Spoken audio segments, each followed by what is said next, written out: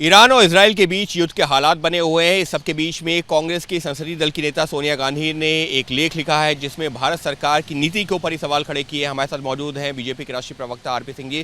Sir, Sonia Gandhi ji ने जो लेख लिखा है उसमें कहा है कि ईरान से हमारे बहुत अच्छे रिश्ते रहे हैं, लेकिन जिस तरीके से अभी इजराइल जो है हमले कर रहा है, पहले गाज़ा के ऊपर और जो है ईरान के ऊपर, भारत सरकार को जो है अपना रुख देखना चाहिए कि सोनिया गांधी जी शायद इन दोनों अखबार पढ़ती नहीं जाए, शायद उनके जो इनपुट देने वाले लोगों को इनपुट दे नहीं रहे। भारत सरकार का स्टैंड बड़ा क्लियर है कि युद्ध विराम होना चाहिए, ये युद्ध डी एस्केलेट होना चाहिए, ये भारत सरकार का स्टैंड बड़ा क्लियर है। परंतु दिक्कत ये है कि कांग्रेस पार्टी कूटनीति को भी राजनीति के चश्मे से देखती है और अपने वोट बैंक की चश्मे से देखती है। असल में सबका सब इसलिए क्योंकि बिहार का चुनाव सिर पर है और उनको लगता है कि इसके चलते हुए मैं कुछ वोट अपने साथ दूंगी। सर, कौन से वोट बिहार चुनाव को सर ये कहाँ जोड़ेगा? क्योंकि सबको पता है कि वह ये सबका सब इसलिए करते हैं कि मुसलमानों के वोट को हम किसी से टारगेट कर सकें, और जबकि मिडिल ईस्ट के मुसलमान भी बड़े क्लियर हैं, वो भी तटस्थ हैं, परंतु इनको अपनी राजनीति करनी है, इसके आगे कुछ नहीं है।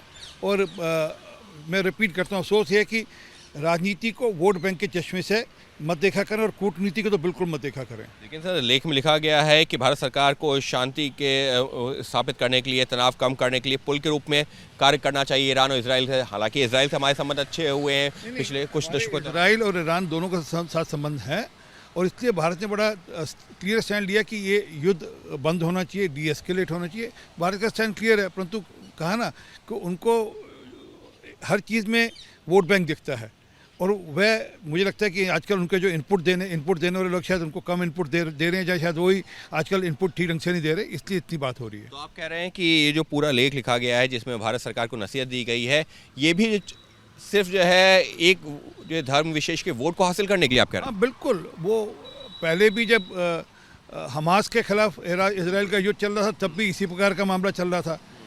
वो पैलेस्टीन का जो बस्ता उठाकर चले गई, प्रियंका वाड्रा चले गई थी, तब भी इसी प्रकार का मामला था। कभी उन्होंने देश के अंदर 1984 हुआ, उसका बस्ता तो प्रियंका वाड्रा ने कभी उठाया नहीं।